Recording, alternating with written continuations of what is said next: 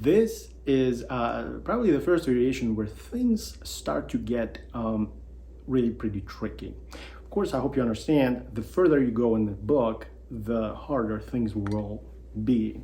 That's kind of part of the deal. That's normal.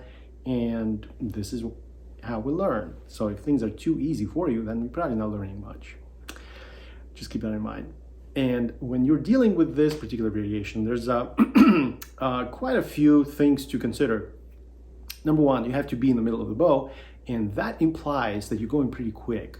When you're learning this at a slower tempo, you really should think about maybe slightly below the middle and work it out at a lower half of the bow first, and then as you start speeding it up and able to go faster, closer to the target tempo of 152, you need to start moving towards the middle. Actually, you really should be staying in the middle for the most part doing that.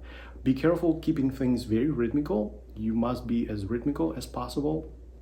So use a metronome for sure to help you through this. And the string crossings, that is what's kind of tricky. So my recommendation is identify the measures, the bars that are specifically tricky, especially tricky, and work those. Work those, because not every single measure is going to be hard here.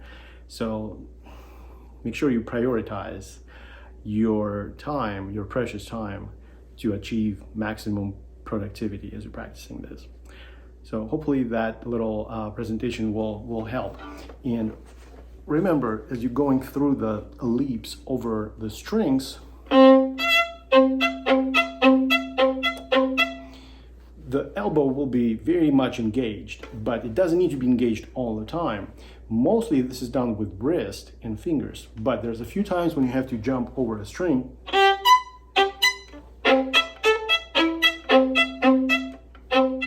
So it is inevitable to use a little bit of elbow. That's going to be okay. But you must be smart and understand when is it appropriate and when is it not.